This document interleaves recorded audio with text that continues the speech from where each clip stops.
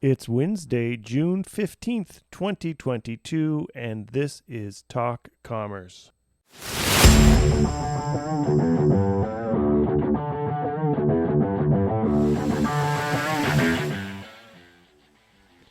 Have you ever thought about the actions you should take on your marketing data? JJ Reynolds helps us to eliminate the guesswork by using Google Marketing Cloud. JJ shows us how his team can increase MMR while measuring the customer's journey.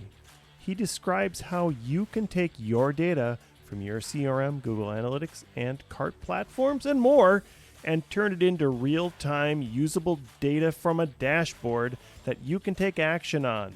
This is exciting stuff, and it is great for both B2B and DTC marketers. And now, your free joke.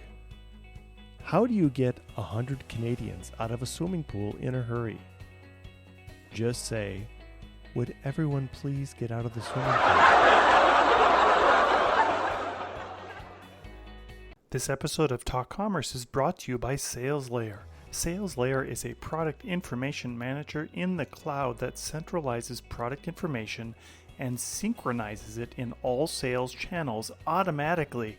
Print, web, mobile, product feeds for the retailers and more. Woo! Big cheering in the background, but low budget, so we can't do it. Forget about inefficient spreadsheets. With SalesLayer, you can upload the information that you have in whatever format you have with one simple click. Go to saleslayer.com today and learn more about how this fantastic PIM in the cloud can help your business move forward into the future. My name is Brent Peterson, and I'm your host. Please remember to subscribe wherever you download your podcasts. And now, Talk Commerce. Welcome to this episode of Talk Commerce. Today I have JJ Reynolds. JJ, no relation to aluminum foil, but still a great last name. JJ is a marketing and analytics expert. JJ, go ahead and introduce yourself. Tell us what you do day to day and maybe one of your passions in life. Hey, thanks so much for having me. First off, my name is JJ Reynolds. Again, no relation to Reynolds Wrap at all. But I run Media Authentic, which is we're a small, nimble team of data analytics marketers. So basically, we help marketing teams report on their numbers from everything from customer acquisition costs to stick and churn to how well your Facebook ads are doing and everything in between. That's great. Thanks. So today we are going to talk about customer acquisition. I would like to talk a little bit about the difference between D2C and B2B in an acquisition cost, but I'll kind of let you drive some of those topics. Maybe just tell us what are some of the misconceptions on acquisition costs, especially from a merchant point of view. Yeah, definitely. The biggest, I guess, misnomer around customer acquisition costs, it comes on both of those customer side and the cost side. So in order to have customer acquisition costs, you have to have your customers and you have to have your costs and you have to divide the two, just for everybody listening that didn't know what we're talking about. Both of those things can be defined differently at every level of an organization, whether you're a small, nimble team or a big like 100-person team. Is a customer a free subscription if you're a SaaS company, or a $7 makeup brush if you're an e-commerce company? And on the flip side, so basically to start off, is that a customer, right? Is that defined as a customer to everybody in your entire team? And you need to get everyone on board with that, because I've seen big tuffles and kerfluffles and all types of things happen about defining what that customer is. So once you can define that, I'd say write it down on a piece of paper. Then you need to define costs, right? So is costs your ad spend? Is it your marketing team? Is it the agency running it? What is the definition of cost? Because the agency or your marketing team, if you're running ads, which is the simplest customer acquisition cost you can have, is the ad spend divided by customers. Once you define what a customer is, that's the easiest thing, right? And so if you can define what your costs are, if you're going to use ad spend, if you're going to use marketing costs, because in theory, marketing, if you have a person running your ads, that's a cost. If you can define that next, then you have a great baseline because someone just asks what's a good customer acquisition cost in for market e-commerce or makeup or SaaS. The answer to that question is better than it was yesterday. That's the answer to the question because everyone's trying to get a lower customer acquisition cost. And so that's my thoughts in broad strokes about like how to simply go about it and have the least amount of confrontations at your organization, company, or even like small business, depending on the size. Yeah, so we're talking maybe a D2C customer where you're trying to get as many people to purchase something, and what does it cost to get that customer.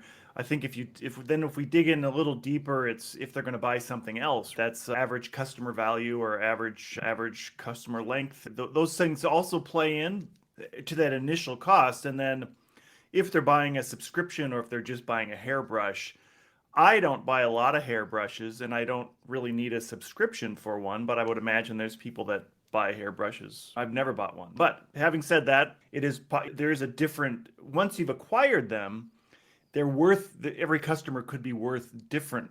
So you also should define how much you should be spending potentially, because if you have a subscription, the acquisition cost could be higher, but your total customer value would be higher. Exactly. And my favorite metric to have on a dashboard for that exact question is what is the like cycle you expect and what's your not like a stick rate, but what's your rebuy rate or repurchase or re-engage rate. So for example, if you're a pool company selling chlorine, it's going to be a year, right? Every summer people are going to buy it. So you should say, hey, we acquired 1,000 customers this summer or in the month of June or whatever it might be. When did they buy next? Probably next June. They're not going to buy in July because they just bought like 3 months of pool supplies. And so what you need to do is you need to look at the next buy. So the next June, how many of those customers that you acquired in June 2020 bought in June or summer 2021. And then if you say, oh, 60% bought again, now we got something to go off of. If we can say every year 60% is who re-engage with us, rebuy, repurchase, re-give us money, you have a much better way of saying, projecting the future of what's going to happen when you acquire today. It's a very loose metric, right? We're not like looking exactly this percentage, this number, like from a SaaS like standpoint, people like to do that. But that's usually really the most helpful and I guess actionable.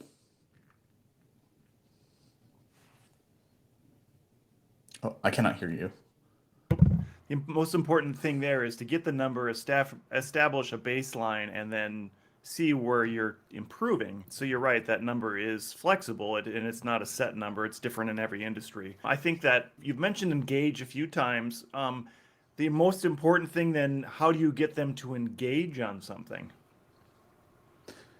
Yeah, again, I like love to play with definitions of what does engage mean to different people because marketers, I love us all. Like we all love to make up new terms of what different things mean. So at your whether you're trying to engage someone to do a bajillion different things, right? You could have them engage with a blog post, which is read the blog post. And you should measure for that is, hey, let's see how many people hit 90% scroll on our blogs. And then you can measure the number of people who are reading your blogs, not the number of page views of your blogs, because page views just means someone clicks on something and you did a good title. It doesn't mean your content was actually helpful. From a reporting standpoint and from like a measurement to then action, right? Because reporting is only useful if you take an action on it. At the end of the day, it doesn't matter how pretty the reports look, how bold the numbers are. You need to have an action. So whatever the engagement metric are, whether it's re-engage with a product, say you sold an RC car and you want to sell the upgraded wheels, like you could have them re-engage and buy a set of wheels, or to just have your content marketing be like, we're going to try and get our entire email list to at least read one blog post to the end of it. Yeah, and I think you brought up a really good point about engagement and how that is different from taking the action. I can remember a client that we had that had a huge amount of volume on their site, like a million views a month, and their orders were 400 or something like that. They were just using their site to display information, and they're driving people to retail, where they could be taking advantage of action items on that to make them buy something. And I think what you're saying, and what I hear you saying, is that the engagement part of it is important, but then during that engagement, we want them to take some actions, right? So maybe you could go into what are some of those actions that a typical merchant could do or entice them in that engagement to take those actions? Yeah, like I love breaking it down to a customer journey that you can actually measure and then ultimately that you can like again action on it. And so the biggest fail point I see in most e-commerce, like every business, every single online is just saying the default metrics that are given to you by any platform of conversion rate, right? That's a big thing everyone talks about. What is a conversion rate? Is that number of people who hit your site to purchase? Or is it number of page views to purchase, number of sessions to purchase, number of product detail views to purchase? There's so many ways to slice and dice that we want to make it sure it's hyper focus. You, like the action taker, can actually dive into it and say, hey, this is a problem. So what I personally love to do is take every page of a website and define what the goal is of this page of your website. So, for example, a blog post, what is the purpose of this blog post? And it might be different. Everyone has, I just want to have like epic content that people read. That could be the goal of the blog post and to have people understand who the brand voice is. Some people write blog posts to have call to actions like every 300 pixels. And so if you wrote that thing, okay, let's start at the top. You have people who saw blog posts, like page views, right? Page loaded. You might want to do 20 seconds on page. People who stuck around, they're now aware that you even offered a blog post. You even had that to be there. I usually use engage as a 50% scroll. So, hey, they engage with our content. We know they actually like did not just leave immediately. They investigated, usually they say, hey, they saw a call to action or whatever the goal was for at least 5 seconds. So if you see your call to action, your little blurb there, boom, 5 seconds. Now they're investigating what the heck is happening. And then initiate is took the action that I wanted them to do. So click the button. So now if something is broken, say for example, your content sucks, you'll see impression to engage, terrible drop off rate, right? They'll just be like, oh yeah, 90% of people didn't scroll 50%. It doesn't matter how great your call to action is at the bottom of your blog post. No one saw it. So that's like my actionable journey, for lack of better terms, that you can really start to dive into immediately. Yeah, just a sidebar. If you've ever looked at a recipe and you've looked at it on your mobile phone, the content layout shift, cumulative layout shift, it takes into that account horribly when you're going through your recipe and you're getting a pop-up ad that's changing every 10 seconds. And that's a negative on that. But I love this four-step process. So page views, amount of time. So you said 50% scroll, investigating. So where are they going? And then action, initiating an action. I think that it just really boils it down in a nutshell. And then how do so you would help them determine where that drop off is. And so maybe if it's under investigate, how would you help somebody to increase that percentage?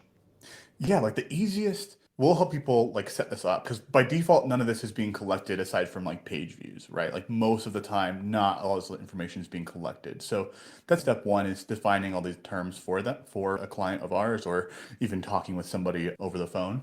But what the goal is that these numbers jump off the page. And so if you go say for impression to aware, and we normally see like a 90, like 95% continue, 90 to 95%. If you're at 80%, there's a problem with your above the fold content. Like plain and simple. That's it. Like above the fold, something's wrong with the expectation of what someone was expecting to see. And then each step, we have some kind of like benchmarks depending on the industry and also just like intuition where you're like, if you make it into a funnel chart, you're like, hey, let's see a nice, beautiful taper fall off. And if you're like, whoa, that thing got really like skinny fast, let's go see what, like, why is that the case? Was it the fact that like we had a YouTube video that no one's watching that's taking up half the screen? Was there a pop-up that's happening at 15 seconds that makes everyone leave? Seen that happen. Not a fan of pop-ups personally. And yeah, that's where the actions come into play. You see these percentages, and then if they're not what you would expect, then you have to go in and hopefully make a change that is very easily tied to those percentages. Yeah, and I like that. For the listeners who don't, I think above the fold and below the fold is pretty obvious. So you're saying 80%, if they drop below, if you're talking about a bounce rate, right? So that first time they land, if they pop off of it without doing anything within, and 80% of those people are popping off that, or more than 80%, that there's something that's wrong with the visible section that somebody sees as soon as they land on that page, correct?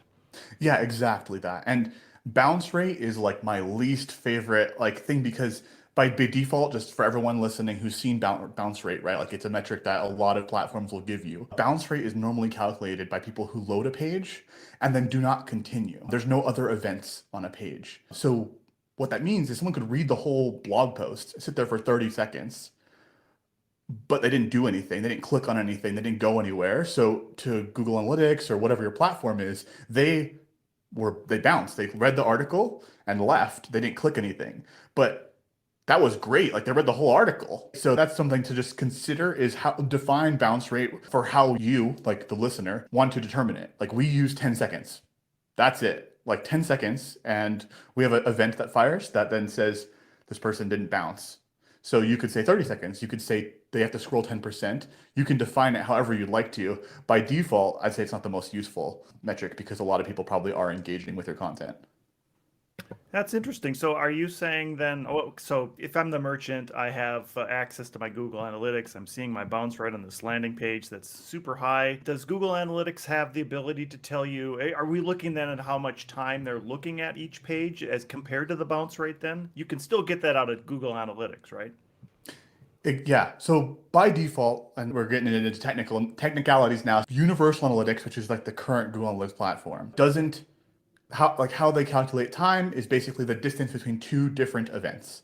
So event one happens of page view loads, and then event two happens of clicks to product. And then it calculates the time between those two events. If there's no second event, they never click to a page. The time is zero. And so if, for example, if you have a blog post that is saying like how to fix your sink, right? If you have a very hyper specific problem of like you're a plumber and you're wrote an article of how to fix your sink in 5 minutes, and your article is the best. It just says it clearly like this is your problem, this is how you fix it. And there's no action, they're just awesome content. People who load the page, look at it, read it, and then leave, bounced. They read the whole article, stood there for 5 minutes. But then there's no second event for Google Analytics, Universal Analytics to define the time. So that's like a very technical thing. Just wanted to make sure everyone knew that. Google Analytics 4, which is the new version coming out soon, or it's already here, but it's going to be launching the next, like into production, I'd say, in the next little bit. Does it solve that problem? But just want to let you know for the current state of affairs, that's how it is defined. No, I think that's really interesting. And I think I know that there's so many merchants that are probably looking at their Google Analytics and saying, wow, this page is terrible. It's bouncing right away. But people are really only looking at just one page. They're not looking around. So maybe some tips on how to get around I'm assuming first thing is to have some call to actions at the top of the page that gets them to push to the bottom of the page and just gets them to engage on the site. Yeah, I'd say the number one thing is define the purpose of every page of your website, right? What's the purpose of this? Because, for example, you could have a blog like the plumber example I just gave that's like all these things. And the goal of that, the purpose of that article is to rank number one in Google and to build retargeting audiences for your ads. All these people are having plumbing problems and you want to build lookalike audiences of these people because you know that they have problems. That could be your purpose of the page is that. So define the purpose of your page. If it's a product detail page, if you're like for all the e-commerce people, where it's like, hey, buy this water bottle. What's the purpose of this page? To get them to frickin' hit the buy button or add to cart button. And so you want to make sure that you're measuring for that, but then every step before, like they engage with their carousel. So define the purpose of your page. If it's a blog, if it's a piece of content, some blogs are very much more call to action-y where it's like, hey, if you're a plumber, here's how to do this thing, buy this part, right? This part will solve your problems. This is how you solve the like world peace, right? Click this button. So you want to measure for that button click and if people saw the button to begin with. So that's probably the most actionable piece of advice that like everyone can do. Just audit every page of your site to be like, what's the purpose of this page? And is it achieving that? If it's not, let's delete it or let's fix it, right? I like that. I suppose deleting it would have some organic search that somebody would land there and then they're like, this makes no sense to me and I'm going to leave. Would it be better to have it still but update it or make it try to?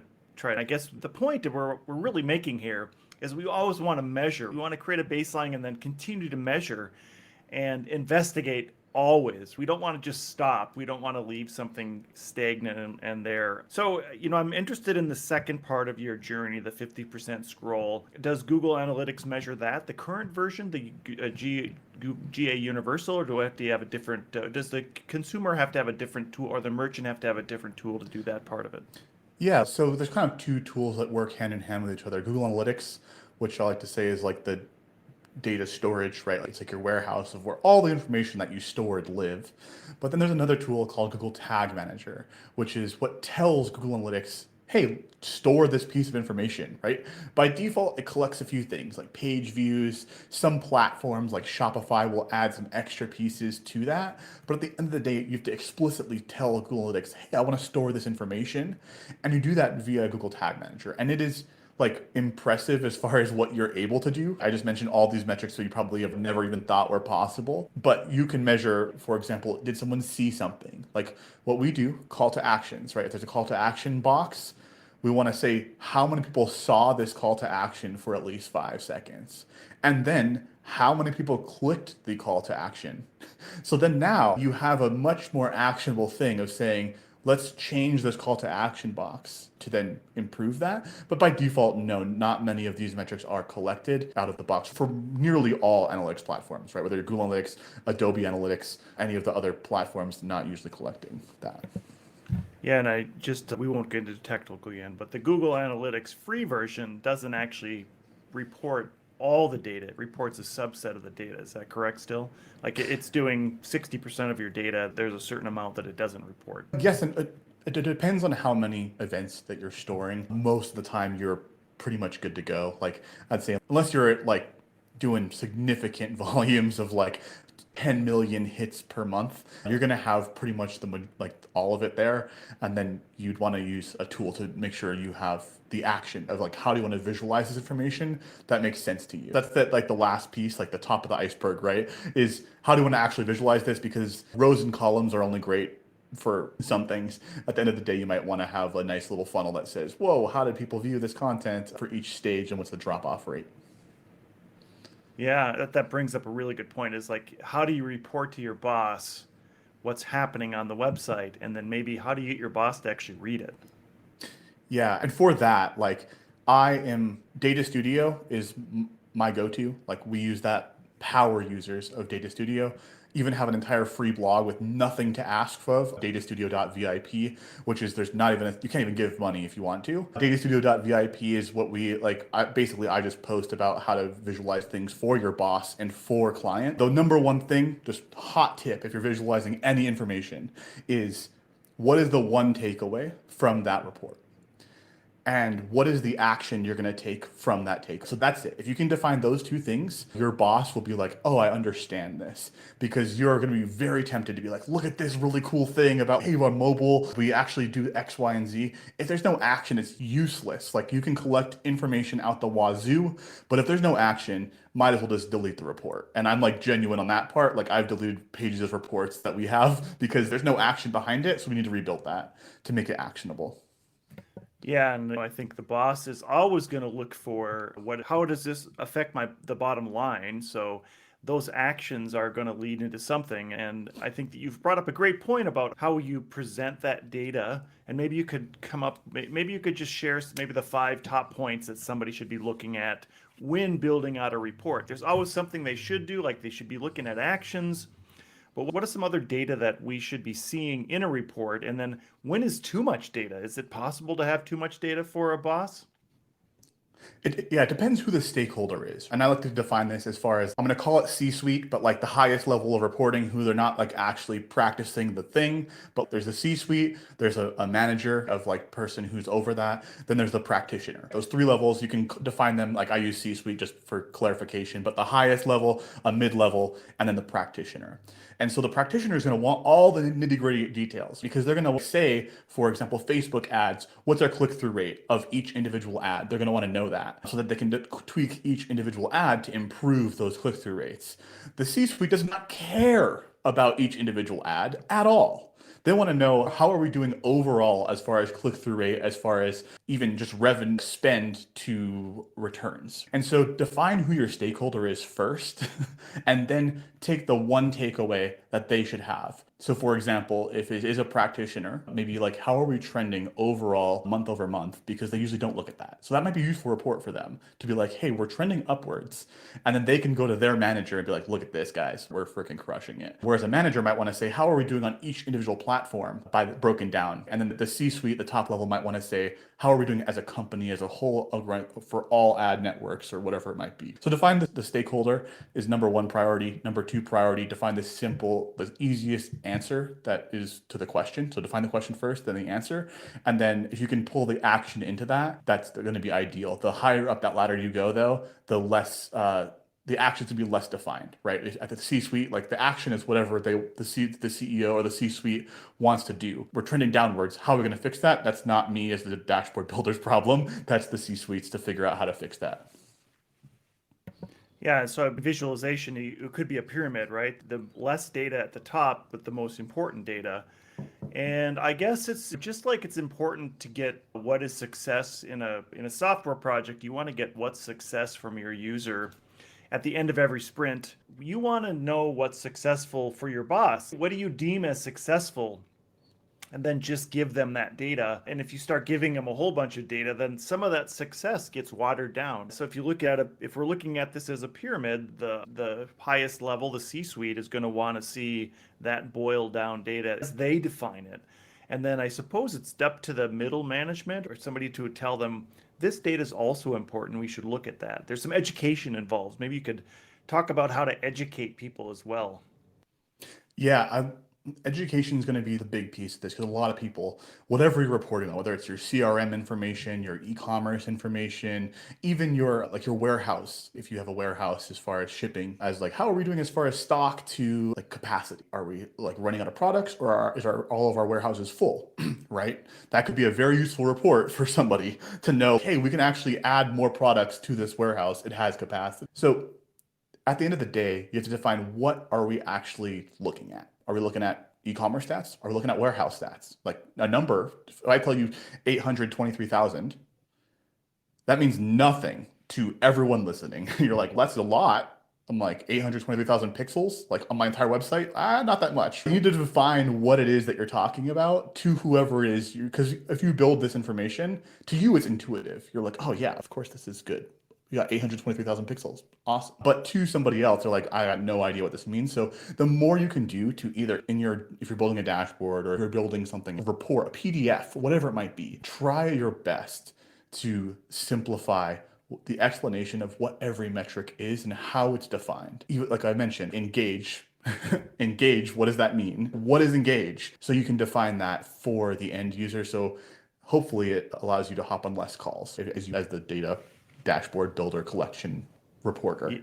Yeah, and I think going back to a developer conundrum, getting you as the practitioner, sometimes you get caught into what you're doing and you forget that all this granular things you're doing, maybe they're not that granular. When it's put together makes a nice pyramid, but sometimes nobody cares about the little tiny piece that's at the bottom. What they care about is how does that piece affect the top, and then explaining that, and then that's where the middle level comes in to help boil down what really needs to go upstairs. Yeah, go ahead. Exactly. Yeah, exactly that. My favorite analogy is a bunch of dominoes. In order to have a beautiful report that's super actionable for somebody, whether that's a practitioner or that's a manager or that's a C-suite level, that's going to be the last domino to fall over is that beautiful dashboard. The first is building a website, right? That's like your first thing. You're going to have or building the data collection system of however you're collecting all this information that we're talking about. And then you're going to have a way to report on it, to store it, all these pieces, action. So each domino is going to push the next domino down. That hopefully, if you can line all those dominoes up to begin with, then you have a really streamlined way to get point A to point Z really fast by just knocking that first domino down. So that's the way I can most easily define this entire process.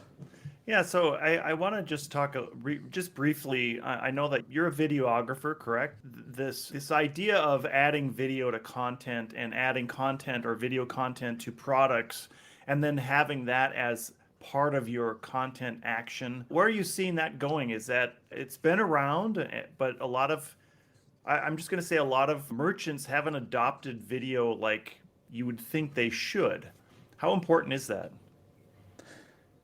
Yeah, just for everybody listening, like I shot videos for production for a while, so I'm very familiar with the video process. As far as on a site, it can do both pros and cons. And that's where the biggest thing is to say, define what are we trying to do. And the biggest, if you're trying to educate really quickly and there's a video, um, it might be a great use case, right? It might be an awesome use case to define who you are, introduce your team, introduce what's happening, what's about to go down by your next action.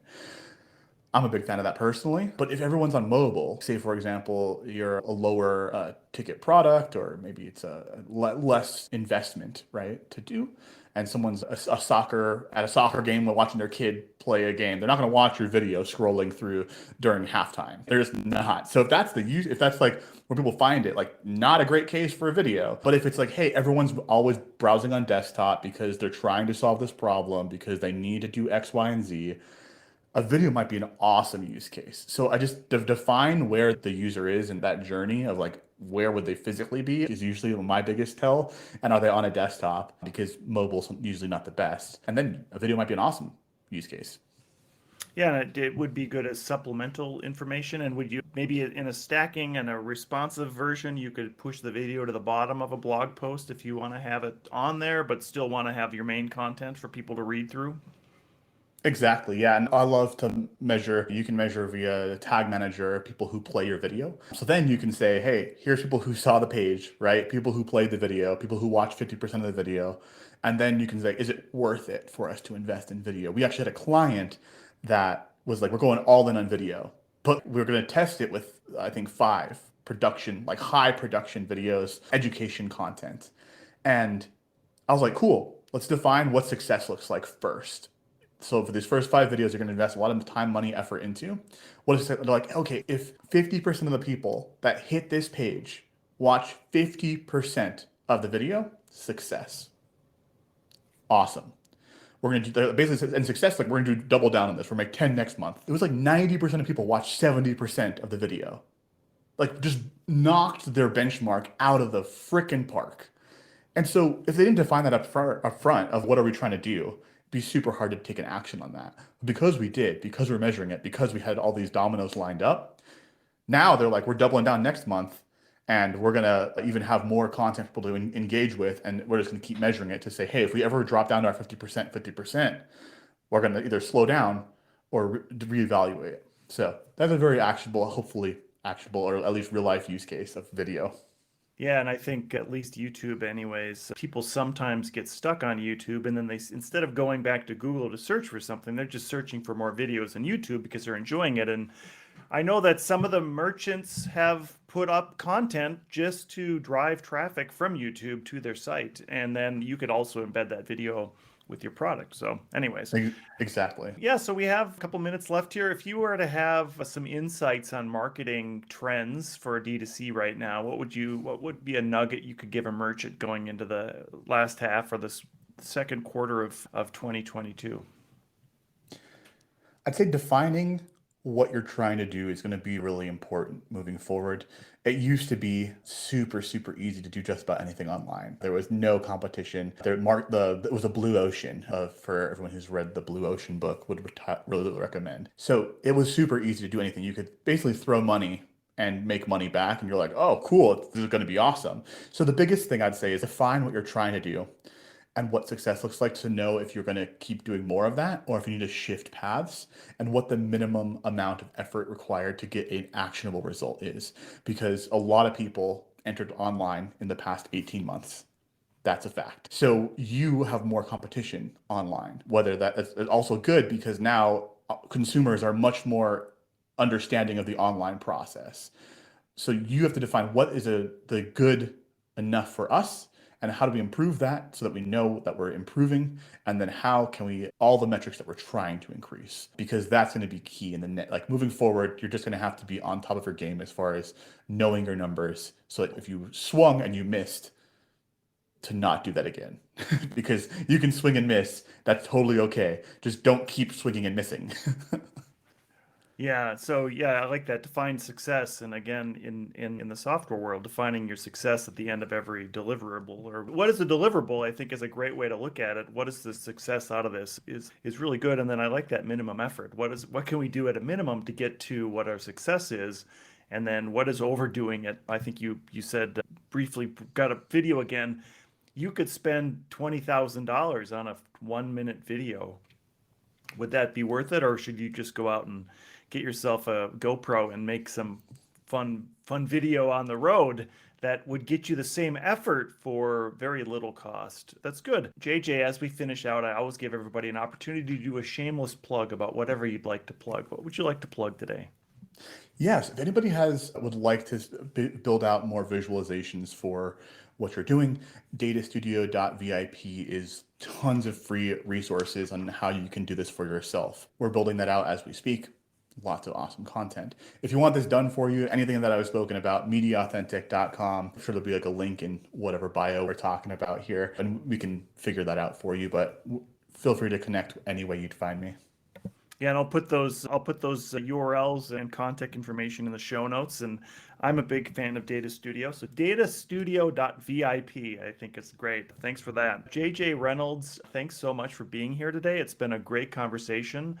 We didn't even get to B2B, but I think this is super valuable content for any merchant that wants to do. I think you've made it easy to understand, and I think that 4-step journey for a client or for a merchant to understand what their clients are doing, what their users are doing, are really important.